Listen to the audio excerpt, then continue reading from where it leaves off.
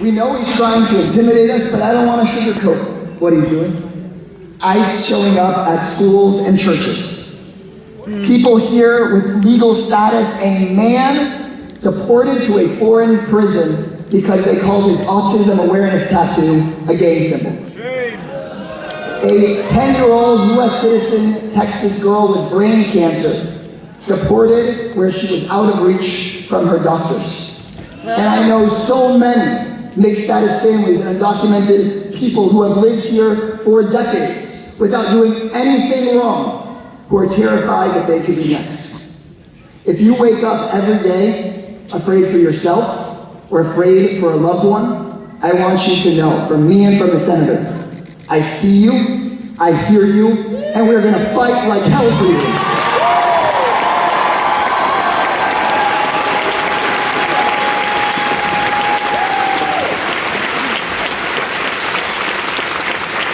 And what's just so sick about it is these right-wing politicians, they eat food cooked by immigrants.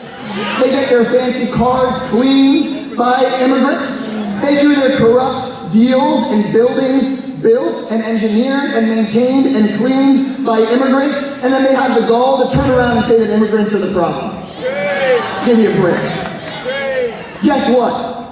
An asylum seeker did not raise your rent. A Wall Street hedge fund did. A dreamer did not cut your health care, but a big-time campaign donor and a Republican puppet politician sure as hell did. And it's gotta stop, and we've gotta stop them. We've gotta vote them out. We gotta vote them out.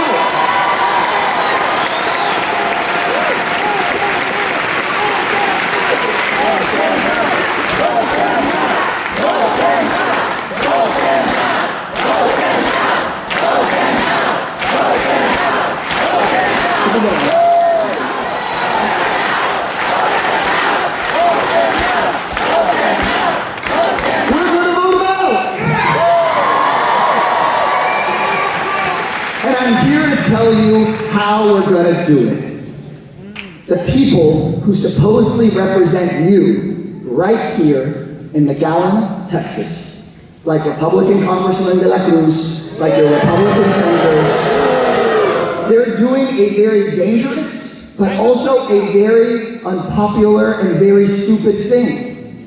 They're trying to pass a billionaire budget. And everybody needs to know and tell all of their neighbors about this budget. There's three things you need to know. First, it's the biggest tax cut for billionaires in American history. Second, it's the biggest cut to health care in American history. And third, it's the biggest cut to food assistance in American history. Right here in De La Cruz's district, she's trying to kick 66,000 people off of their health care and raise the cost of health care for everybody else by about $2,000. Does that sound like what people voted for? Does that sound popular? If you look up oligarchy in the dictionary, there should just be a big picture of this bill. Oligarchy is this. The billionaires get richer, everyone else here gets screwed. That's what they're doing. And that's where we all come in. Because Texas Democrats, Independents, Republicans, Progressives, Conservatives, all of them, they hate this kind of a scam. That's why me and Bernie are here in McAllen. That's why we're here. Because Donald Trump built support here by lying to everyone to their face. He said he was going to be on the side of workers, and he's only on the side of his rich friends, and he's proving it. He's proving it. That's why, right after this, we're headed to Amarillo and Fort Worth, traditionally conservative areas. Because we are in a moment where it's not just left versus right. It's the billionaires versus everyone else. And we have to go talk to everyone else. Everyone that feels betrayed and lied to.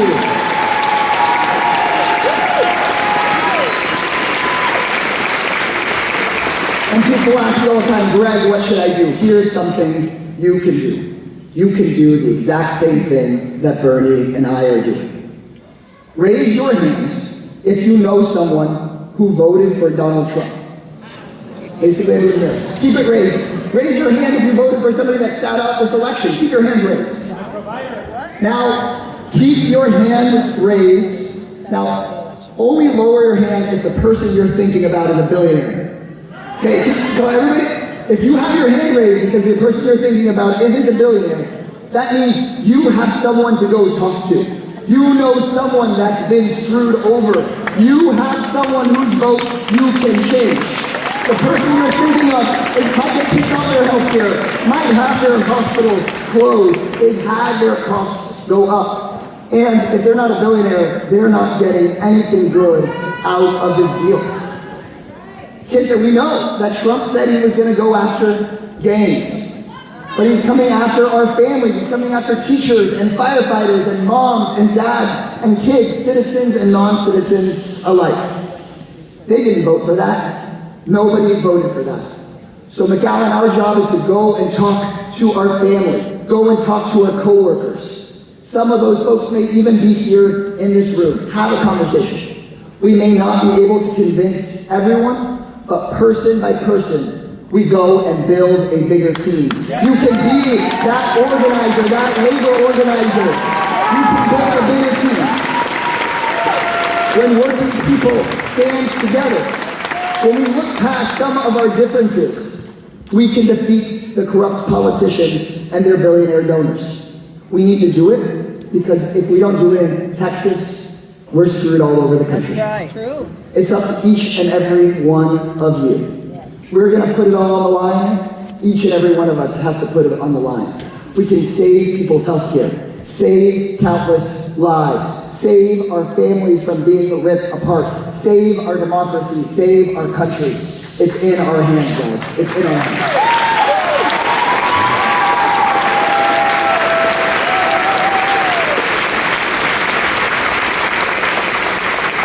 But there's one last thing I want to say to y'all before I call Senator Chambers up. If we do this, and we win back the valley, we transform our party, we kick out people like Monica de la Cruz and Greg Abbott. If we do that, the Democratic Party cannot leave places like McAllen behind ever again. I'm going to say it again. The Democratic Party cannot leave the valley behind ever again, cannot forget working people ever again, cannot cater to corporate interests instead of the people putting 7 clouds here in the valley working harder than any damn politician who can't even behind. First order of business, we got to raise the minimum wage from $7.25 to $17 an hour.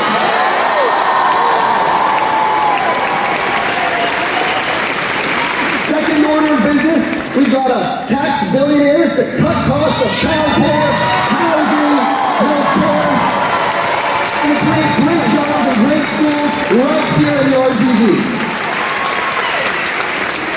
And maybe we stop picking on gay Americans and women and immigrants, and instead extend people's rights, the right to reproductive freedom, the right to a union, a pathway to citizenship for our families. Let's make people's lives better. There can be a better world after this one here in Texas. And to make it all stick, here's the big revolutionary idea. We get big money out of politics. That means banning stock trading by politicians, getting these super PACs out of our elections, and making it so that some lobbying group doesn't get to pick your politician. Voters get to unelect and elect your leaders. That's how it should be in the RGV.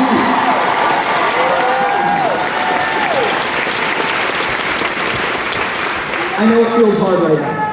I know it can feel far off.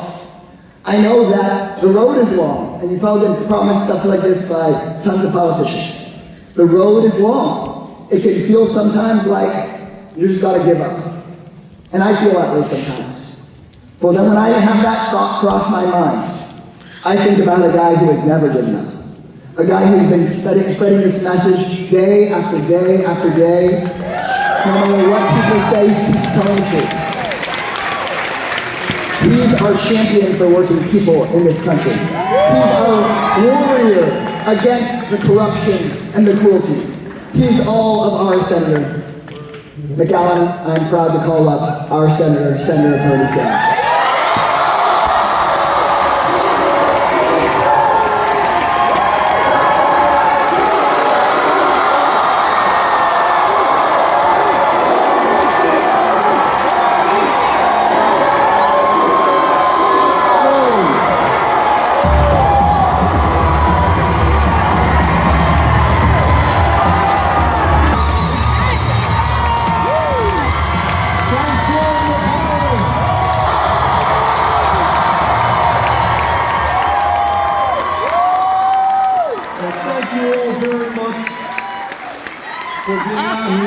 All right. The crowd.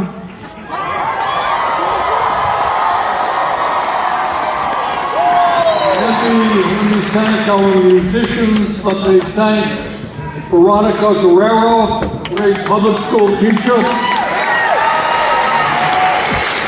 Therese Garcia, who talked about what Medicaid means to her life. Leonard Aguilar, who understands we've got to build the trade union movement in this country. Kendall Scudder, who understands that for many years the Democratic Party in Texas has been run in a terrible way. It's got to be turned around, and he intends to do it. And lastly, let me thank my friend Greg Kassar from Austin. Texas, you have given us one of the outstanding members of the U.S. Congress, and we appreciate that very much.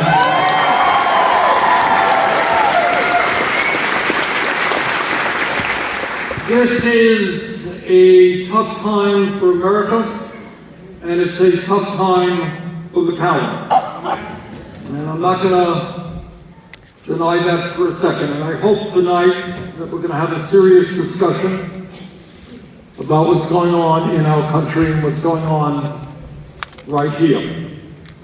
There's a lot of bad news, clearly, in the fact that we have, as a nation today, more serious crises than we have ever had in the modern history of America. And if you're feeling a little bit overwhelmed, you're not alone. That's a feeling that is being experienced all over America. That's the bad news, but I'll tell you the good news, and that is in our fighting oligarchy tour that Greg has been a part of, and we've gone to, this is our 13th state, more than 250,000 people have come out.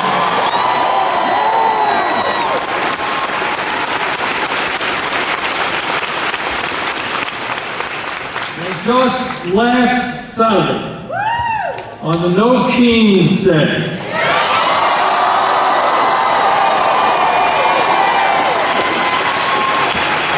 millions and millions of Americans in every state of this country came out and loudly and clearly, they said no to oligarchy, no to authoritarianism and picking people up off of the streets. No to kleptocracy and a president who's going to make billions of dollars off of his presidency. And no to legislation which will provide, if passed, hundreds of billions of dollars in tax breaks to the top 1% and make devastating cuts to the needs of working families. So that's what's going on in the country. And let me be more specific. You are now living in an oligarchic form of society. Some of you may have noticed when Trump was inaugurated, seems like 20 years ago, but it was just a few months ago. Standing right behind him were the three wealthiest people in America, Mr. Musk, Mr. Bezos, Mr. Zuckerberg. You know those guys. And then seated right behind them were another 13 billionaires who Trump had nominated to head various major government agencies. So I don't have to tell you or the American people that today we have a government of the billionaires, by the billionaires, and for the billionaires. I don't have to tell you because Mr. Trump did already.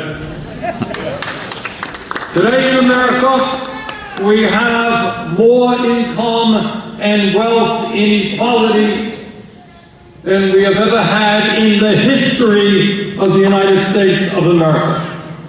Now, what I'm going to tell you doesn't get on TV too much and certainly not discussed in the halls or the floors of Congress.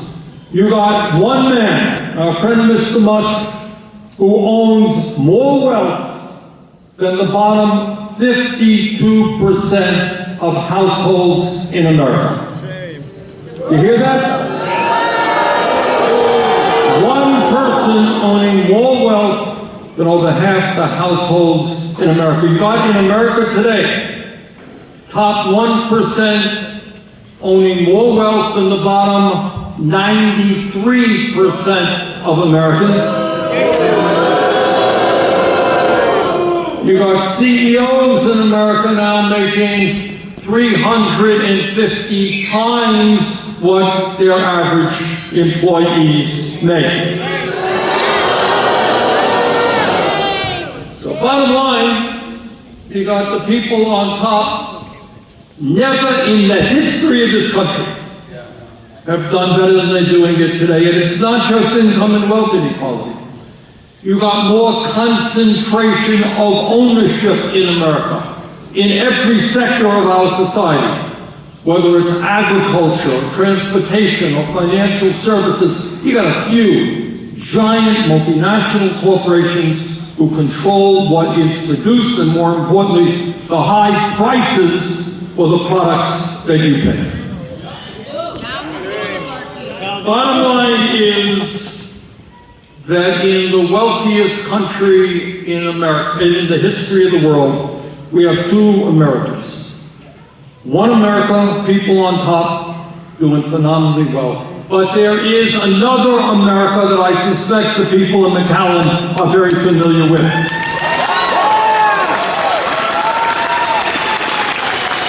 And that is that while the 1% is doing extraordinarily well, there are millions and millions of families in Vermont and here in Texas who are struggling to pay the rents, struggling to pay for health care, struggling to put food on the table, to pay for child care and other basic necessities of life.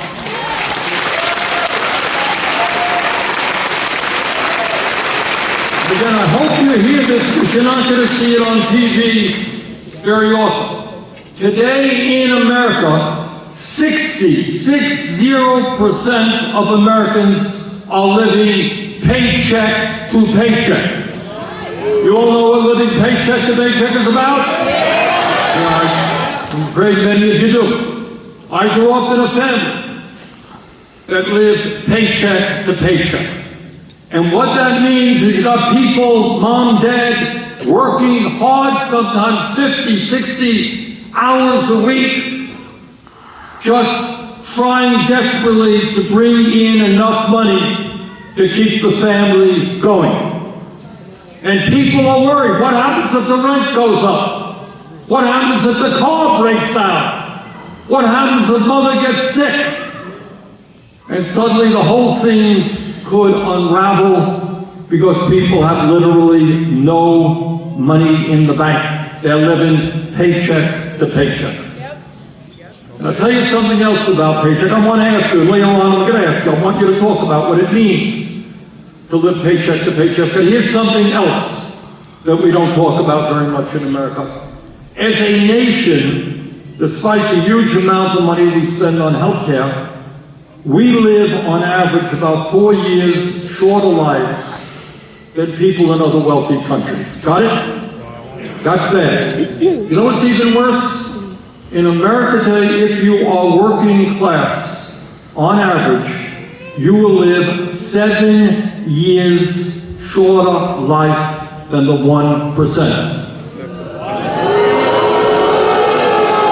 All right, somebody help me out on this one. Why is that? Why do working class people live shorter lives than people with a lot of money? All right. Somebody raise their hand here. Yes, sir. Overworked, underpaid. Overwork, underpaid. And what does that contribute to? The key word here is stress. Yes, ma'am, do you want to jump in? Food desert, not having access to decent food. What else you got? Yes, ma'am. Poor access to health care. Boy, you guys hit the nail right on the head. All right, inadequate wages, no vacations, people are overworked, High cost of health. not able to retire. All right, you add all of that stuff up, and what doctors will tell you, nobody debates this, is that when people every day are worried about how they survive, what the stress does is really have a negative impact on their bodies, on their cardiovascular system, and on their minds, mental stress. That is the simple reality. And you add all of that stuff up, that is why working class people die 7 years earlier than the wealthy. Well, that's another issue we'll get to in a minute. And people in this country today are very angry. They're angry for a lot of reasons, and sometimes they get angry at the wrong people for the wrong reasons.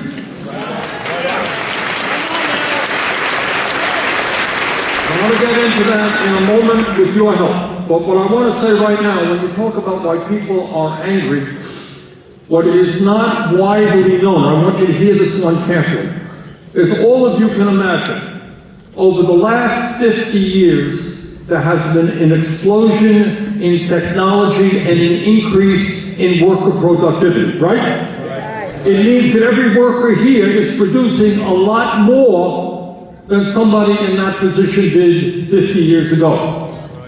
And yet, despite that huge increase in worker productivity, the truth of the matter is that inflation accounted for wages, weekly wages, are lower today than they were 52 years ago. You understand what I'm saying? So you got this huge increase in productivity. Where is all of that increased wealth going? And the answer is that over the last 50 years, there has been a $75 trillion transfer of wealth from the bottom 90% to the top 1%.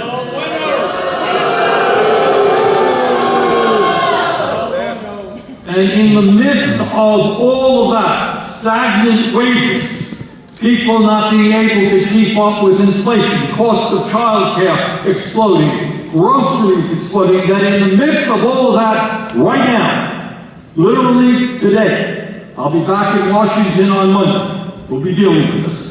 Trump has brought forward with the Republican leadership a reconciliation bill, what he calls his big, beautiful bill.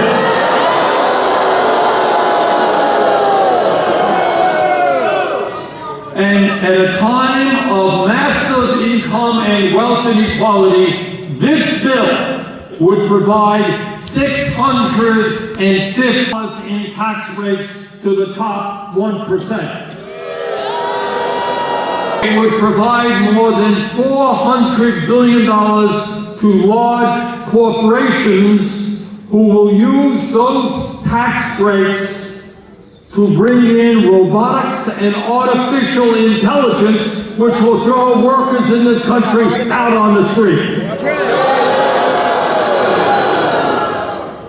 And the Republicans are paying for these huge tax breaks in an incredibly insidious and immoral way. Everybody here knows that our healthcare system today is broken, right? We've got 85 million Americans who are uninsured or underinsured. What these guys want to do is cut Medicaid by some $700 billion and throw 16 million more Americans off of the health care they have. And it's not just individuals who would be impacted. Nursing homes, who are already struggling, receive 2/3 of their funding from Medicaid, and these nursing homes would either have to shut down or lower their quality of care. It would be, these cuts to Medicaid would be devastating for community health centers, and I fought very hard over the years to build community health centers all over America, including Texas, so people, regardless of income, could walk in and get the health care they need.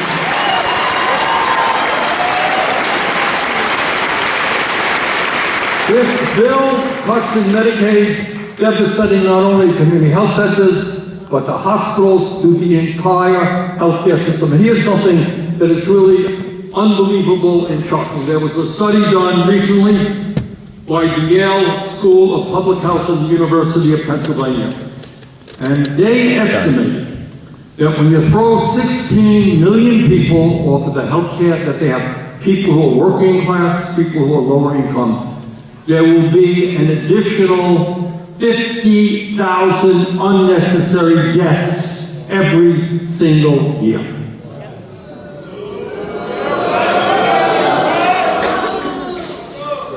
But it's not just our healthcare system that would be devastated by this legislation.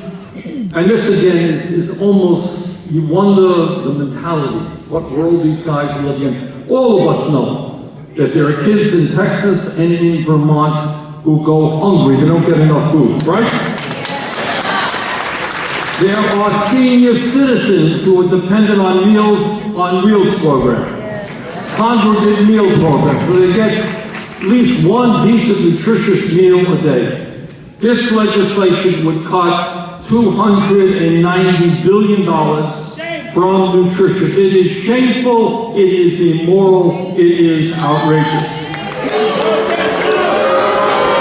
And I don't have to tell anybody here that kids all over this country struggling, trying to figure out how they can afford to go to college, to get the training they need to get a good job.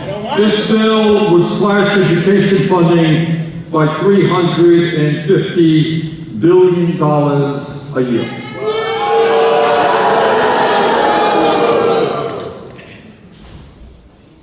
Brothers and sisters, what we are dealing with is not only a massive attack on working families in order to benefit the very, very rich. And when I talk about the power of the rich, it's not only economic. I want you also to understand what a lot of people don't perceive. We have today a corrupt campaign finance system. Yeah. Right? If you can believe it, I mean, it's almost hard to believe that this takes place in our country. Elon Musk himself spent $270 million to elect Donald Trump. And the reward that he got for electing Trump was to become the most powerful person in government, running all over, cutting the Social Security Administration, proposing to cut, if you can believe this, 83,000 jobs from the Veterans Administration. The American people know that when we have men and women who put their lives on the line to defend our country, you keep the promises we made to them. You don't cut back on the health care and the benefits that they receive.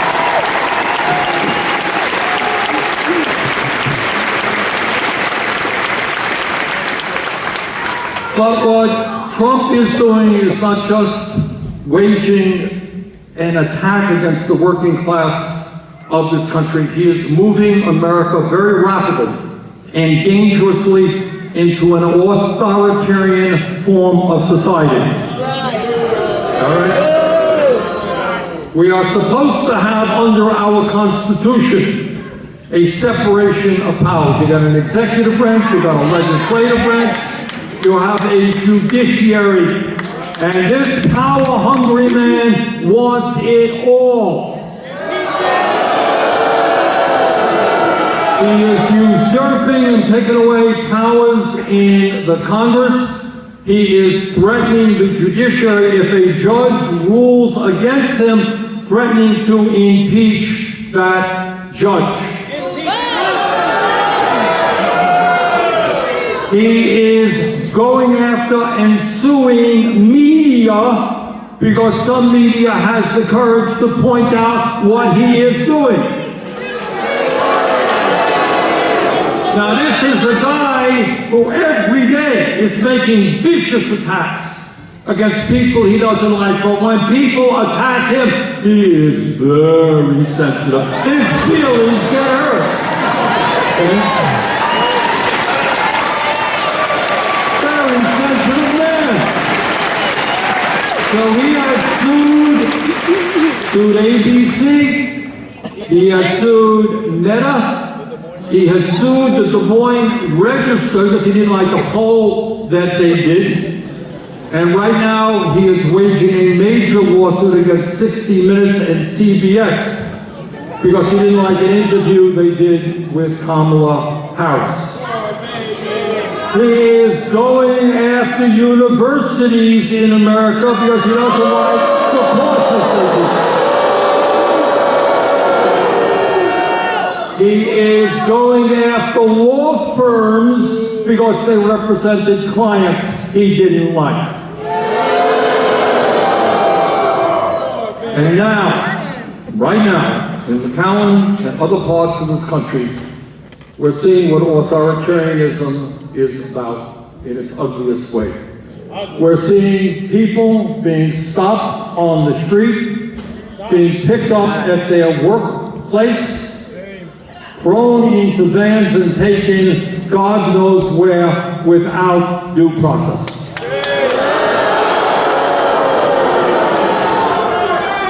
Grabbing people, throwing them into a van is what takes place in dictatorships.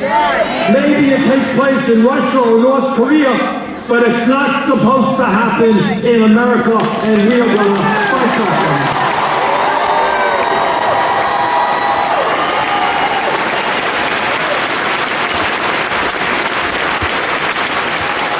A major point that I want to make is that the overwhelming majority of the American people do not support Trumpism.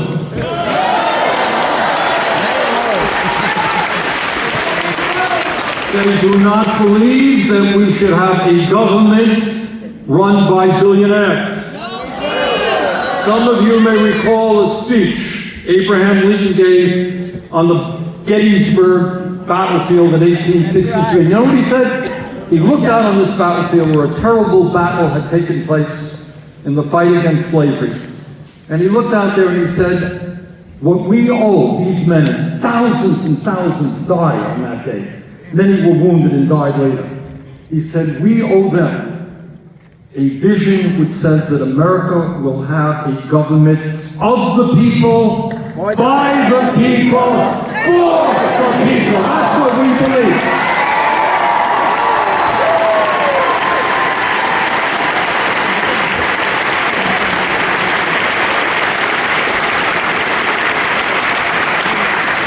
This country has gone through difficult times in the past. Fight over slavery, the abolitionists, the 1840s, 1850s, that struggle. We've gone through the terrible depression in the 1920s, where 1930s, where unemployment was like 25%. Got into World War II, we were totally unprepared to fight two wars, one in Europe and one in Asia. We have struggled for decades to fight for women's rights, to fight for civil rights, to end discrimination against the gay community,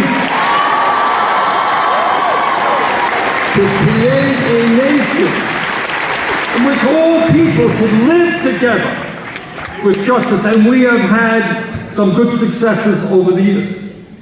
But where we have not succeeded is in the economic struggle. I want all of you never to forget, not only that you are living in the wealthiest nation in the history of the world, but with so much new technology out there, the truth of the matter is that all people in America should have a decent standard of living. That's right.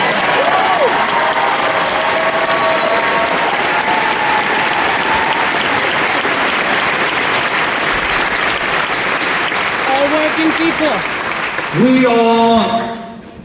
We live right now with a corrupt campaign finance system, and that system is that Congress, day after day, does things that the American people doesn't want it to do, and doesn't do what we want it to do. And the reason billionaires out there that must say to Republicans, if you vote against my tax breaks for billionaires, we're going to primary you, we're going to throw you out of office. And on the Democratic Party, you got big fundraisers say, if you stand up and vote for ending funding for Netanyahu's horrible war in Gaza,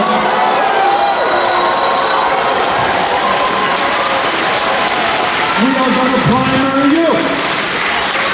And right now, you're seeing cowardly members of Congress who are refusing to stand firm and say, no, we are not going to go to another war in Iraq.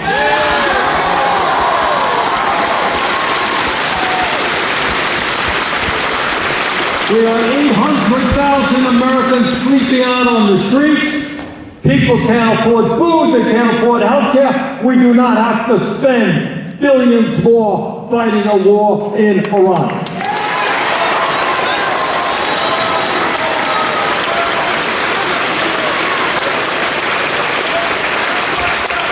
But what that means is the most important political issue. It's not a sexy issue, but it is enormously important. We have got to end this disastrous Citizens United Supreme Court decision. It is not a democracy when billionaires buy elections. And instead of giving tax breaks to billionaires, which is what Trump wants, our demand is that when the rich have never had it so good, they're going to start paying their fair share of taxes.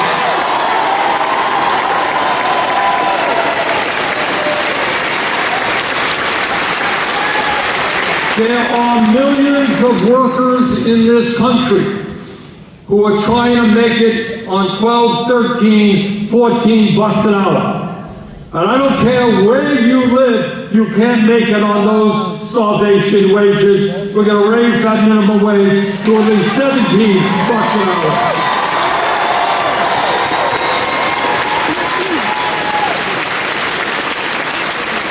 And what workers increasingly understand is they're not going to be able to negotiate for decent wages, decent benefits, decent working conditions without a trade union. Yeah! And that's why we're going to make it easier for workers to join unions. That's right! Yeah! Go unions! There are a number of Republicans who want to cut, if you can believe it, cut Social Security. You know what? This is, again, an unbelievable fact. Some 22% of seniors today in America are living on $15,000 a year or less. Can anybody explain to me how anybody in America, let alone a senior, can make it on $15,000 a year? Nobody can. Nobody can. So we're not going to cut Social Security. Our demand must be to expand Social Security benefits by lifting the taxable income.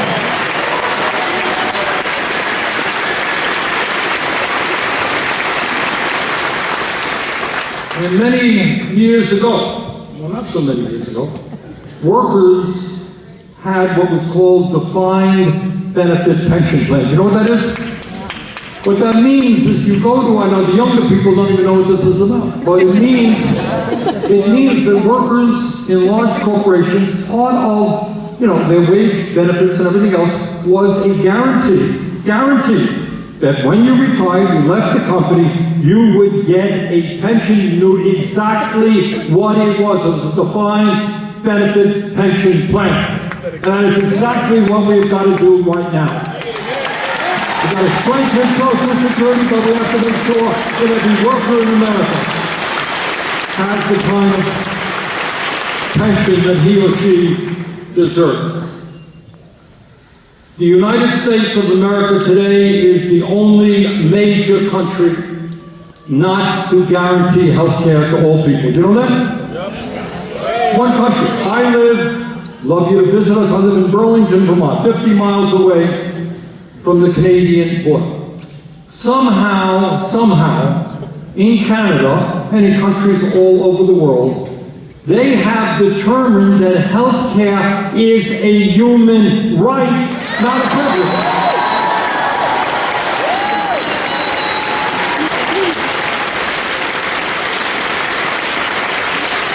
The function of today's broken and cruel healthcare system is not to provide quality care to all.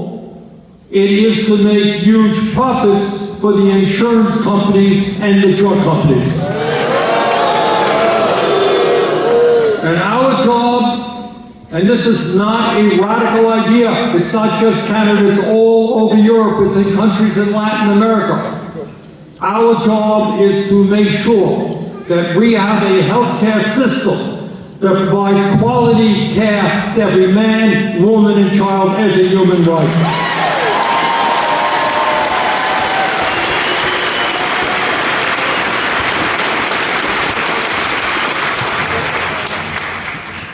Now there's another issue coming down the pike which is going to be a huge issue, and that is the explosion of robotics and artificial intelligence. The reality is that most of the jobs that you guys have that exist in America are not going to be there in 10 or 15 years. They're going to be radically changed. And right now we're beginning to see the kinds of layoffs that I fear will happen. Now, technology and artificial intelligence and robotics are not bad unto themselves. If you're doing dangerous work or dirty work, and a machine comes and can do that work for you, there's nothing wrong with that.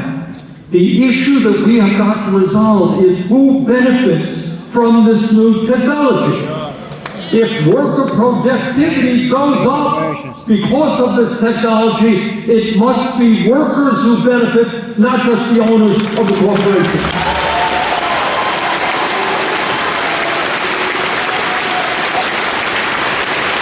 This is a huge issue that we're working on right now. But let me just wind down my remarks, and I want to take some questions or comments and just say this. These are tough times for our country.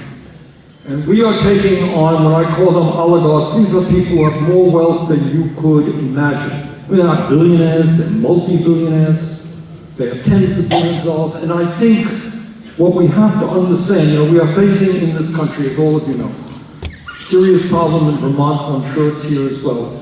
Addiction, drug addiction problems, problem right here,